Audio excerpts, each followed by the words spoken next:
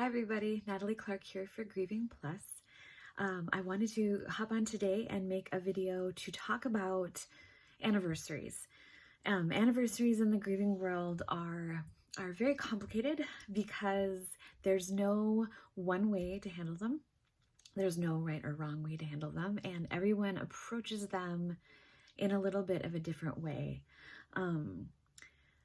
For this particular instance, I would like to talk about the first and second anniversaries because these are, for a lot of people experiencing grief, very important and very complicated anniversaries.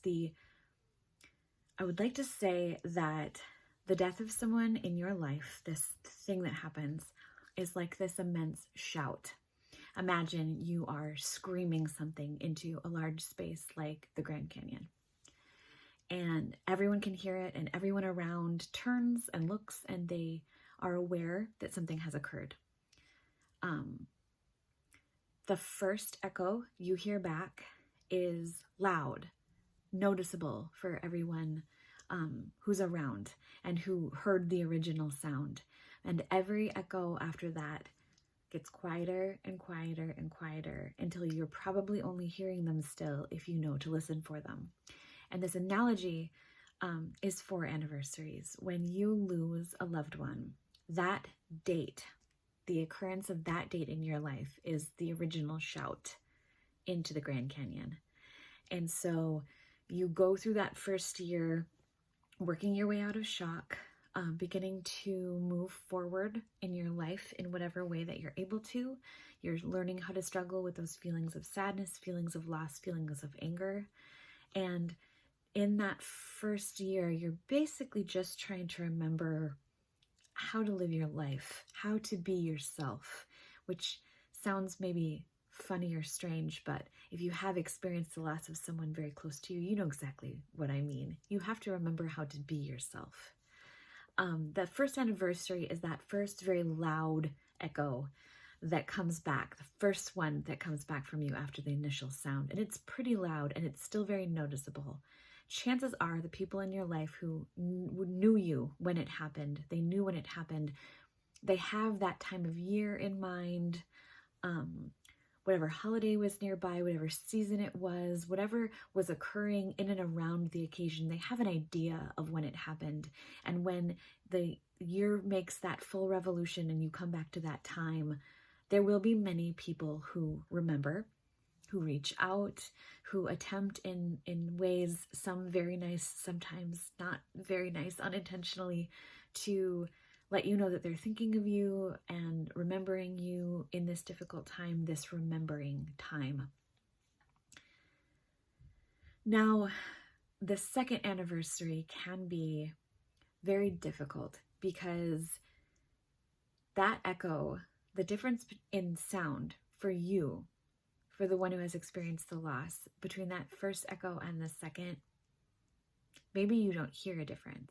Maybe to you they sound exactly the same. The month leading up to the anniversary can start to feel very anxious. You can sometimes not know why, but you just have this sensation that something terrible is about to happen, or you're getting this general uneasiness and this general feeling of something is wrong, I'm not okay. All of these things, all of these cues are leading you into this moment. And not only that, but this date is no doubt lodged forever, written on your heart and in your mind. And it's only been 2 years for you. You're still in your grief journey.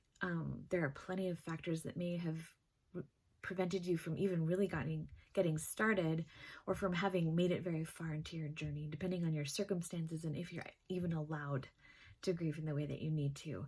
It still feels very loud for you, but for everybody else, it's so much quieter.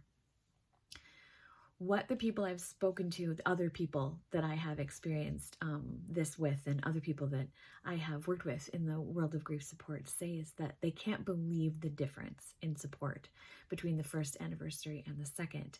The first anniversary feels like the funeral all over again, and they get that. So many people get that big wave of support again, and they get texts and they get phone calls and they get people stopping by, they get flowers, they get these symbols of remembrance and support, and the second anniversary comes, and the people that remember and the reaching out is so much less. It can feel like this. Everyone has forgotten. And it's only been 2 years and now nobody cares. It's not their echo, and life gets in the way.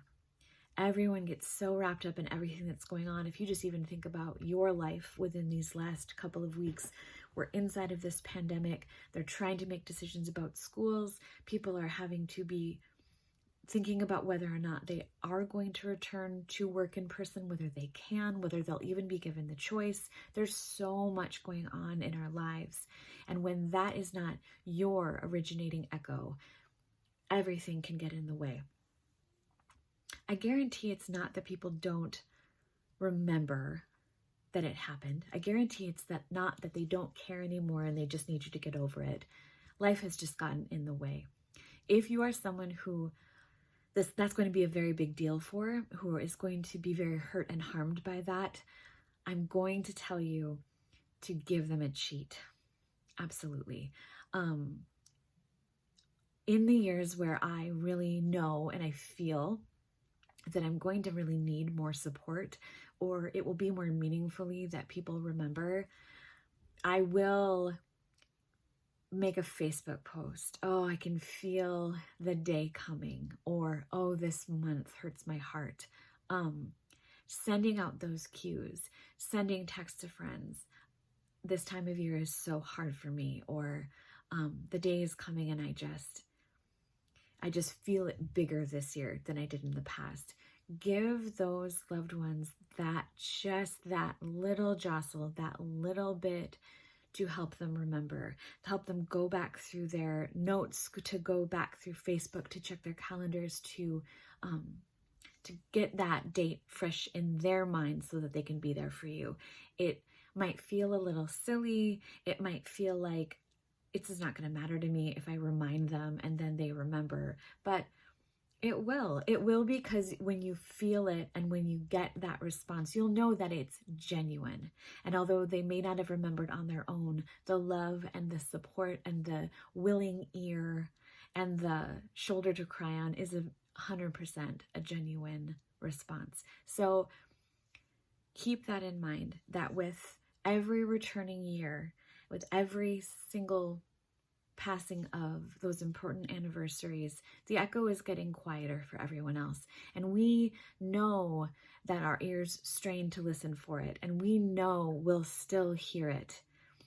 Year after year after year, we will still hear it until maybe one day it becomes quite faint in its own.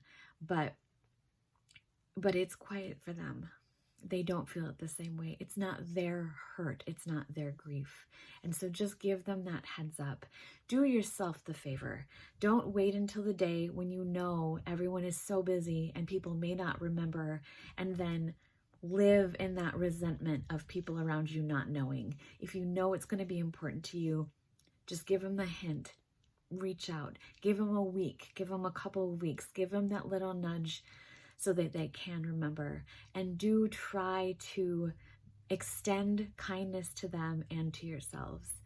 If important people for you mess it up and forget, if they call you very late in the day because it's obviously slipped their minds, try to be as kind and gentle as you can. Their love for you is genuine, even if their note-taking and organizational skills need some work.